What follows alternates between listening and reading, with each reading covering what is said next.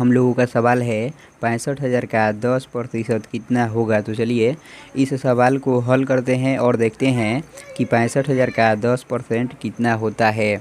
तो यदि आप लोग भी इस तरह के प्रतिशत वाले सवाल को हल करना सीखना चाहते हैं तो इस वीडियो को ध्यानपूर्वक ही देखते रहिएगा। तो देखिए, जब भी आप लोग इस तरह के प्रतिशत वाले सवाल को हल कीजिएगा तो यहाँ से जो इतना पार्ट है ना, यहाँ से इतना पार्ट को आप लोग ध्यानपूर्वक देखिएगा और समझिएगा। देखिए, यहाँ पर पहले 65,000 है ना, तो इसको इसी तरह से यहाँ पर लिख लेना है। तो चलिए हम लिख लेते हैं।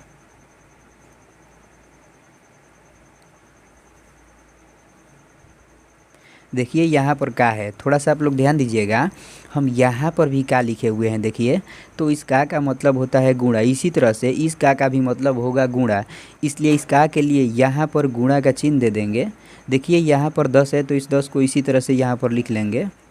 देखिए यहाँ पर प्रतिशत का चिन्ह है, थोड़ा सा आप लोग फिर से ध्यान दीजिएगा।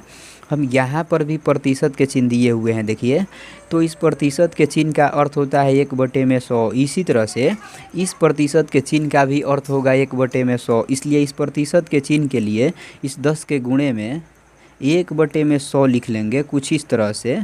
ऐसे ही आप लोगों को भी लिख लेना है। तो अब यदि आप लोग यहाँ पर देखते होंगे तो जो इतना पार्ट यह बन गया ना, यह बाटा वाला गुणा बन गया। तो अब हम इसको कटा लेंगे। तो देखिए, इस जीरो से इस जीरो कटाएंगे और इस जीरो से इस जीरो कटाएंगे। तो देखिए यहाँ पर 6500 बच गया। तो इसको इसी तरह से यहाँ पर लिख लेंगे।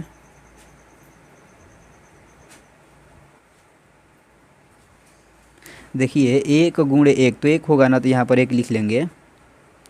6500 गुणे 1 तो कितना होगा, 6500 होगा ना, तो यहाँ पर 6500 लिख लेंगे।